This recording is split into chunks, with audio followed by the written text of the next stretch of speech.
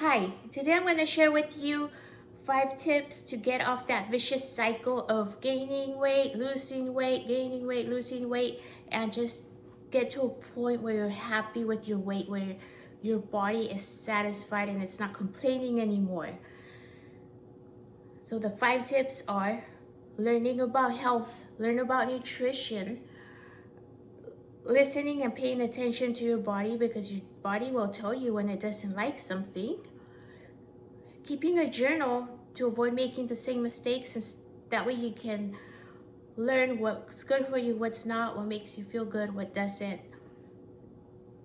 And fourth, your environment. How does your environment influence your food choices? And preparation. How are you going to prepare for those days of weakness or temptation? So in learning, you can learn so much through books, through publications, and be knowledgeable to avoid being fooled by people's opinions.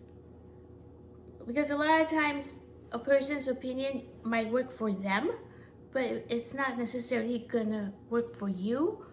And also because something that worked 50 years ago does not necessarily work for us now. So a great example of that would be for example, oatmeal or milk. Different foods that people used to eat back when they worked in the farm. They were working physically hard, and so they needed so much energy to do their tasks. Caring for the animals, the fields, they needed a lot of energy. But now we work in a cubicle the majority of the time. We're sitting down, we're not very active. So we don't need to load ourselves up with thousands of calories like the people back in the day. So you gotta keep updated with your knowledge to avoid being fooled. And also in this book, I have a website that is backed by science and it's free. And there, whatever topic you want to learn about, whatever ingredient you want to learn about, it's in there. For example, if you don't truly understand GMO, you're gonna find so many research papers on that. If you see a certain ingredient on your skincare or your food product, look up that ingredient and it's gonna give you the effects of that ingredient on animals or wherever the research was done. So learn and get out of those myths or opinions that were created 100 years ago. The second step is to listen to your body, and I think this is even more important because even though something is good for your friend and your friend has great results with this food, his body is not your body. Like for example, in my work environment, we all had the same cubicle, we all sat the same amount of hours, yet some people were healthier than others. So everybody's different. Our metabolism is different. Our activities after work are different. So we can't all eat the same things. That's why we have to listen to our body.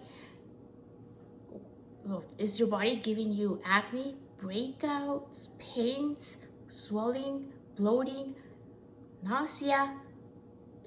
Whenever you eat something, listen to your body and then write it down into your journal. Keep a food journal until you learn what's good for you and what's not good for you. Eventually, you can get rid of the journal if you like, but until you learn what's making you sick, you need a journal. Otherwise, you're gonna keep doing the same mistakes. If I hadn't done that, I would still be eating oatmeal because it's very satisfying to have that on a cold day. But then now I remember, if I eat this, I'm gonna be sick the rest of the day. So journal it. I already know what kind of fish makes me sick. I'm lactose intolerant, but I already know what dairy I can eat. So listen to your body, because I've listened to my body, and so now I avoid chicharrones. It's not easy, because there are certain foods that I enjoy that are not good for my body, like pork. But I love bacon. But bacon doesn't do anything to me. It's just the chicharrones, and certain fish is risky. But now I know what I can eat and what I don't eat. And a way to avoid eating what I'm not supposed to eat, I stop buying it. So you are never gonna see chicharrones or pork skins in my house. I know that when I eat tortillas, I have like a hard time breathing. So I stop eating tortillas. I'll eat one and that's it, because I like them. But if I don't have any in my fridge, so I try to avoid that. And so that's the thing, go through your environment, throw out anything that makes you feel sick, or that even if it doesn't make you feel sick, but it's not good for you, like refined sugar, take it out of your house. I know that I'm gonna be tempted with toast in the morning, so I got rid of my toaster. It's over in the garage. I don't buy bread. I know that I can use milk in my coffee, but I don't have milk in my refrigerator. So that's how you control your environment. I know that I like to have a glass of wine here and there, so I just gonna avoid not going to the store and looking at wine. I don't have it in my fridge. And if I do, I already have it written in my head, in my journal, that I gotta be careful with it. And another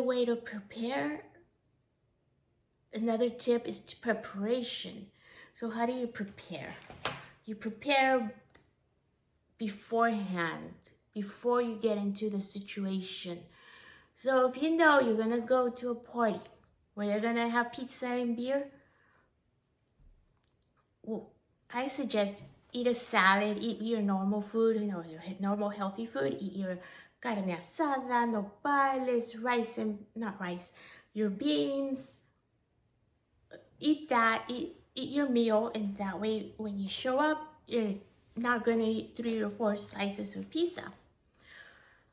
And also take your own water, carry your flask, put in some Jamaica in there. Whatever you drink, or just plain water, take your drink with you, and that way you avoid drinking the soda, avoid drinking the alcohol at the party, and also the bottled water. You don't want to drink that. Just take your own flask.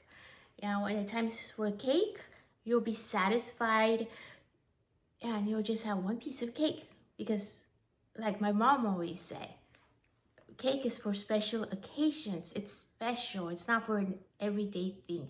So it's okay to have your little piece of cake, because you're gonna enjoy it, because your body is already satisfied. It's been nourished. So in this chapter, I go through all these little tips more in detail. So remember, learn about health, leave behind any outdated information, listen to your body, pay attention to your body, because there's a reason that your body is swollen. Your body is telling you, look, I'm swollen, I have inflammation, something's not going on, something's wrong. And keep a journal of what you eat and how you feel emotionally too, not just physically. Also write down your emotions, because sometimes certain foods will make you feel sleepy, depressed. Maybe at the moment they give you a high, but then they make you feel sad. That's very important as well. And go through your environment. Get rid of that toaster. If coffee makes you bloated, get rid of the coffee maker. throw away the white flour and the white sugar. If you want to bake a cake once a year, go ahead and buy the sugar when you need it. Look at your environment and prepare for certain situations. I'm not talking meal prep, okay? Just prepare before you go to that party. Prepare before you go to the bar. Prepare mentally, and also prepare your stomach. That way when you're there, you're not starving. So, try it out. If you feel overwhelmed, do one thing at a time.